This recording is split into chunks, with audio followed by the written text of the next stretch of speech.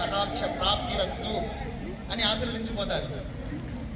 అదే గురకబెట్టి నిద్రపోతున్నారు అనుకోండి, తదాస్తు అని పోతారు.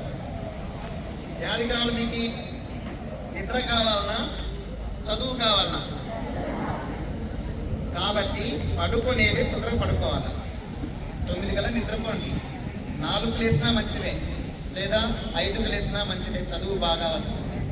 ఆ టైంలో మీరే కాదు, 5 పైన 5:30 పైన మీ ఇంట్లో వాళ్ళు నిద్రపోయినా దరిద్రమే. చెప్పండి, అమ్మ నాన్నలు కూడా చెప్పండి. ఎట్లా అనారోగ్యం వచ్చి ఏదైనా లేని స్థితి ఉంటే పడుకోవచ్చు, తప్పితే ఆరోగ్యంగా ఉండి కూడా నిద్రపోతున్నారంటే ఆ ఇంట్లో దరిద్రం తాండవం చేస్తుందంట. అంటే డబ్బులు రావు, వచ్చినా నిలబడవు, వేస్ట్ ఖర్చులు వచ్చి కూర్చుకుపోతుంది మొత్తం డబ్బులన్నీ. ప్రతి ఒక్కరూ గుర్తుపెట్టుకుని ఇంట్లో వాళ్ళకి చెప్పండి, 5:30 కంటే పైన నిద్రపోకూడదు ఎవరైనా, అనారోగ్యం ఉంటే తప్ప. ఓకేనా? ఆలోచన చేసుకోండి, గుర్తుపెట్టుకోండి. భవిష్యత్ అనేది అందరికీ ఇప్పుడున్నట్లే ఉండదు కదా.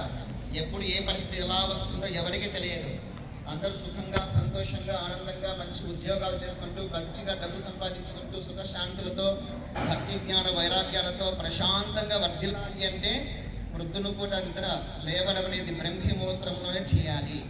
బ్రహ్మీ ముహూర్తంలో ఎవరైతే నిద్ర లేస్తారో వాళ్ళ కంటి చూపు చాలా బాగుంటుంది, ఆరోగ్యం బాగుంటుంది, సకల దేవతల ఆశీర్వాదము బాగుంటుంది. అర్థమైందా? ఇంకా మీకు వచ్చే సమస్య ఏంటంటే తలనొప్పి కదా. తలనొప్పి వస్తోంది అంటే కారణాలు 5 ఉన్నాయి.